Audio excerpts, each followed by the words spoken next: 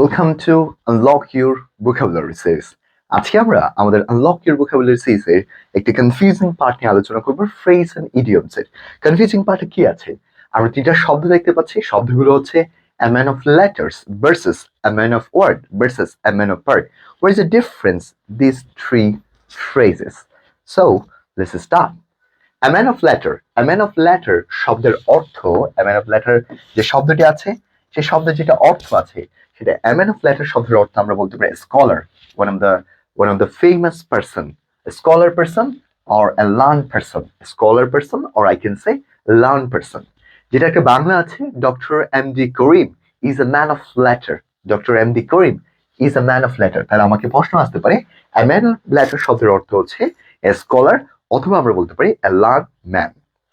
এরপরে আমরা আরেকটি শব্দ দেখতে পাচ্ছি a man of word। So প্রশ্ন হতে পারে a man of word শব্দের অর্থ কি?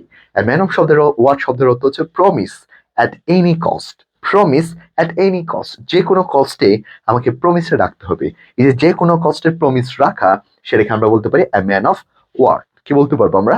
a man of word। যেমন একটা শব্দ আছে mister Rahim, doctor Rahim is a man of word, doctor Rahim হচ্ছে এক কথার মানুষ। এই যে এক কথার যে মানুষগুলো আছে সেগুলো আমরা বলতে পারবো সেটা হচ্ছে a man of word। ঠিক ভাবে আমাদের আরেকটি অংশ আছে a man of part। তো এখন প্রশ্ন হতে পারে a man of part শব্দের অর্থ কি? a man of part যে শব্দটি আছে এই শব্দের অর্থ হচ্ছে এক্সপার্ট। যখন কোনো কিছু মানুষকে এক্সপার্ট বোঝানো হবে সেক্ষেত্রে আমরা বলতে পারবো a man of part। So আশা করি আমরা কনসেপ্টটা বুঝেছি, a man of letters versus a man of part versus a man of parts। So thank you.